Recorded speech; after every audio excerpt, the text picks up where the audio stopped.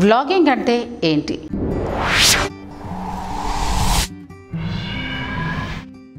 ఈ రోజులో ఎవరు చూసినా ఇదేం లొల్లిరా బాయ్, కెమెరాలను సెల్ ఫోన్లు పట్టుడు, మొహం మీదకు తెచ్చుడు, ఏదేదో వాగుడు, ఇదేం సోపత్ర బాయ్ అని అనుకునే లోపే యూట్యూబ్లో నమోదయ్యే గణాంకాలు మాత్రం అందరినీ ఆశ్చర్యానికి గురిచేస్తున్నాయి.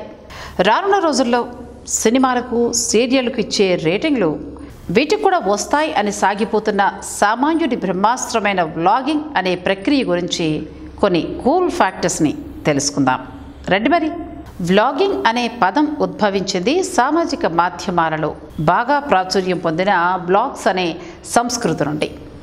సదరు వ్యక్తి లేదా వ్యవస్థ తమ ఆలోచనలను ఇంకా ఇతర కార్యాచరణను వందలాది మందికి తెలియజేయడానికి చేసే ప్రయత్నంలో భాగంగానే ఈ డిజిటల్ ప్రపంచంలో బాగా ఆచరణలో పెట్టే సంస్కృతే బ్లాగ్స్. ఆ పద్ధతినే బ్లాగింగ్ అని అంటారు. అలాంటి బ్లాగింగ్లోని సారాన్ని అలానే ఉంచి మనిషి విన్నదానికన్నా చూసిన దానివల్లే ఎక్కువగా ప్రేరేపించబడతాడు అనే ముఖ్యాంశాన్ని దృష్టిలో పెట్టుకుని వీడియోల రూపంలో భావాలను ఇంకా విషయాలను ఇంకా సమాచారాన్ని బయట ప్రపంచానికి తెలియజేసే ప్రక్రియ పేరే వ్లాగింగ్. ఈ ఆలోచన ఎంతోమందికి వచ్చినా కూడా మీడియా మాత్రం న్యూయార్క్ వీడియోగ్రాఫర్ అయిన నెల్సన్ సల్లివన్ చేసిన వీడియోలను, ముఖ్యంగా ఆయన 80ల దశకంలో చేసిన వీడియోలను మొదటి వ్లాగ్ లేదా వీడియో బ్లాగ్గా గుర్తించింది. 2000 సంవత్సరంలో ప్రపంచం మొత్తం కొత్త మిలీనియం సంబరాల్లో మునిగిపోయినప్పుడు ఆ వేడుకలను, విశేషాలను మరియు లాస్ ఏంజల్స్ రహదారుల మీద తాము చేసే గంటల ప్రయాణాన్ని ప్రపంచానికి ఇంకా తన కుటుంబ సభ్యులకు తన బ్లాగ్ ద్వారా చూపిస్తూ ఆ వీడియోను ఇంటర్నెట్లో పెట్టి చరిత్రలో మొట్టమొదటిసారి ఎలాంటి వీడియో సిస్టమ్ సహాయం లేకుండా ఎంతోమంది ఒకేసారి స్ట్రీమింగ్ పద్ధతి ద్వారా అంటే ఇంటర్నెట్లో ప్రసారమయ్యే వీడియోలను చూసే సౌలభ్యాన్ని గంటల తరబడి వాడుకున్న మొట్టమొదటి వ్యక్తిగా చరిత్రలో నిలిచిపోయాడు యూట్యూబర్ ఆడమ్ కాంట్రస్. ఎంట్రీ నెంబర్ 510 కోవర్సివ్ డిప్లొమసీ అనే వీడియో ద్వారా బుష్ ఒంటెద్దు పోకడను రాజకీయ కాంక్షను ఎండగడుతూ ఇతను చేసిన వీడియో 2006లో చాలా ప్రాచుర్యం పొంది అందరినీ అలరించడం జరిగింది. అలా చరిత్రలో మొట్టమొదటిసారిగా అత్యధికంగా ఈ వ్లాగ్ సంస్కృతిని విజయవంతంగా వాడుకున్న ఘనత ఆడమ్కు దక్కింది. ఇక ఈ సంస్కృతి ఆ రోజు నుండి ఈ రోజు వరకు ఇంత వృద్ధిలోకి రావడానికి గల కారణం open source content management system అనే ఆధునిక సాఫ్ట్వేర్ విప్లవం. దీనివల్ల అప్పటికే కొత్త పుంతలు తొక్కుతున్న ఆధునిక ఇంటర్నెట్ విప్లవం జనాలకు వీడియోలను అంటే అత్యధిక సమాచారం వెలువడే ప్రక్రియను అలవాటు చేయడంతో సాంప్రదాయిక సమాచార వ్యవస్థ అయిన టీవీ, రేడియో లాంటి వాటి ధాటిని ఇంటర్నెట్ కబలించడం ప్రారంభించింది. కొందరు పెద్దలు ఈ ఆధునిక ధోరణి రానున్న రోజుల్లో మంచి కన్నా చెడునే ఎక్కువగా ప్రేరేపించవచ్చు అని పెదవి విరిచినా కూడా వ్లాగింగ్ లేదా వీడియో బ్లాగింగ్ జనాలకు చేరువవడం ప్రారంభించింది. సరదాగా బర్త్డే వీడియోలను షూట్ చేసి అందరితో షేర్ చేయడం మొదలుకొని ప్రపంచపు అత్యున్నత సమావేశాలను ఇంకా రాజకీయ ప్రాముఖ్యత ఉన్న సందేశాల్ని కూడా ప్రజలకు లైవ్ స్ట్రీమింగ్ ద్వారా అందించడంతో సమాంతరంగా ఒక కొత్త బ్రాడ్కాస్టింగ్ విప్లవం రావడం ప్రారంభమైంది. ఇక ఈ సంస్కృతి ప్రజల్లో ఇమిడిపోవడానికి గల ముఖ్య కారణం యాహూ గ్రూప్ ఇంకా యూట్యూబ్. కొన్ని ప్రదేశాలలో ఉచితంగా, ఇంకొన్ని ప్రదేశాలలో ధనానికి అన్నట్లుగా సదరు కంపెనీ వారు వ్లాగింగ్ను జనంలోకి తీసుకువెడుతూ ఉండగా పిచ్చాపాటి కబుర్లను మొదలుకొని అంతర్జాతీయ అంశాల వరకు అన్నింటినీ ప్రజలు చర్చించుకోవడం జరుగుతూ వస్తోంది.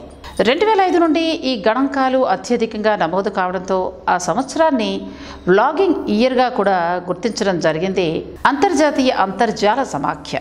ఇక క్రమంగా ఊపందుకున్న ఇంటర్నెట్ ప్రభంజనం పుణ్యమా అని దేశాల్లో ఈ సంస్కృతి బాగా పెరుగుతూ రావటం ప్రారంభించింది. ముఖ్యంగా దీంట్లో ఎక్కువగా యువత పాలు పంచుకోవడంతో పాశ్చాత్యులు చెప్పే the wild fire tech revolution మొదలై ఔత్సాహికులు పెట్టే ఇంటరాక్టివ్ కంటెంట్ను ప్రజలు ఇష్టపడడం ప్రారంభించారు. ఒకరు తమ వ్యక్తిగత జీవితాలలో జరిగే పండుగలు, పబ్బాలను టెలికాస్ట్ చేస్తూ ఉంటే ఇంకొకరు తమ ఆటలు, పాటలు, చదువు, సంధ్య లాంటి కార్యక్రమాలను కెమెరాలో రికార్డ్ చేసి వాటిని ఇంటర్నెట్లో పెట్టడం ప్రారంభించారు.